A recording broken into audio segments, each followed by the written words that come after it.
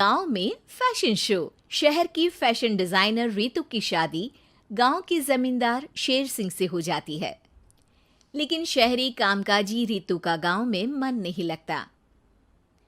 क्या सासू माँ, ये गांव में तो कुछ नहीं है, मेरा दिल ही नहीं लगता यहाँ, क्या करूं मैं। अरे बेटा, जहाँ पति का कारोबार बीवी तो वही अच्छी लगती है ना।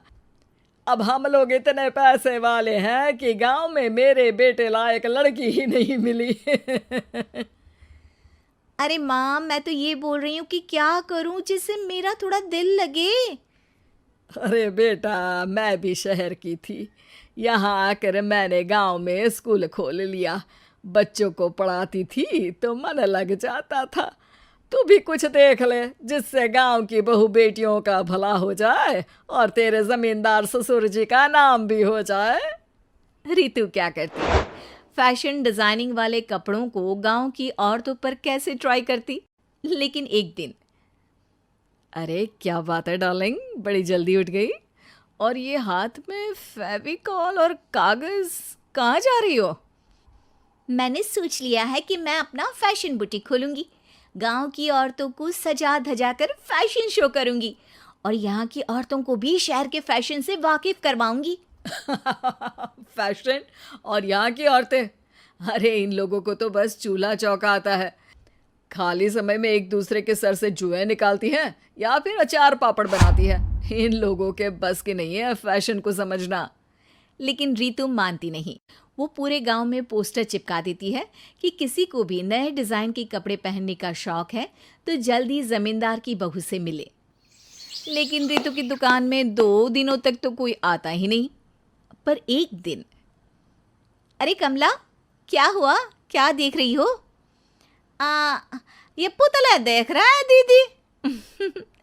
क्या दिख रहा है इसमें ऐसा? अब देखो तो दीदी, ये पुतला मेरे जैसा ही है ना, पतला दुबला लंबा, बस मैं काली और ये गोरा।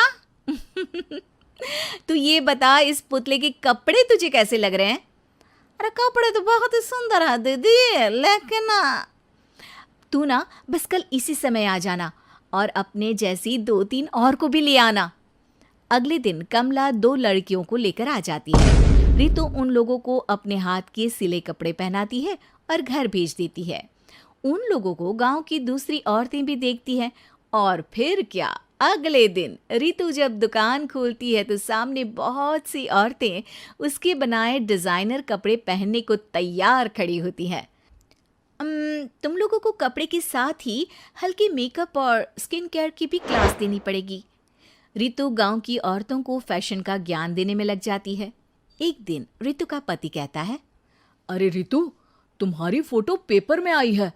क्यों भाई, ऐसा क्या कर दिया मैंने, क्या लिखा है? अरे लिखा है गांव में होगा अब फैशन वीक। अरे हाँ, कल ना कोई फ़ोन आया था मीडिया वालों का, तो मैंने भी बोल दिया कि फैशन शो तो अब गांव में होगा। लग रहा है उसी की खबर बना दी है। तभी रितु को एक फ़ोन आता है। हेलो, कौन बोल रहा है? जी मैं काम्या बात कर रही हूँ लुक में फैशन वीक से। हम लोगों ने आपका काम देखा। हम शहर वर्सेस गांव का फैशन थीम में एक फैशन शो आपके गांव में करना चाहते हैं। अरे वाह, ये तो बहुत ही अच्छी बात है। मैं अपनी मॉडल्स के साथ शो में हिस्सा ज़रूर लूँगी। बस अब क्या था, वो दिन भी आ जाता है जब रितु की गांव की गोरी शहर की छोरी के साथ स्टेज शो में हिस्सा लेती हैं। शो के बाद, अरे आपकी वो जो कलेक्शन है ना, मैं उसकी पूरी सीरीज खरीदना चाहती हूँ। सच में आपने वो कपड़े डिजाइन करे जो आज के लोग आसानी से घर और बाजार में पहन सकते हैं। और बजट में भी है। हम भारतीयों के लिए तो ये डिज़ाइन बेस्ट है जी।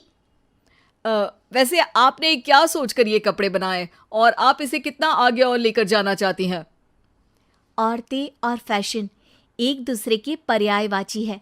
तो ये किसने कहा कि गांव की औरतों को डिज़ाइनर कपड़े पहनने का हक नहीं? मेरा मानना है कि शौक सभी औरतों में होता है।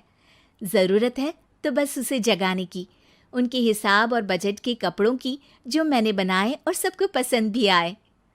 अब रितु का गांव हर जगह प्रसिद्ध है, ना सिर्फ रितु के लिए बल्कि वहाँ की औरतों की फैशन के लिए भी।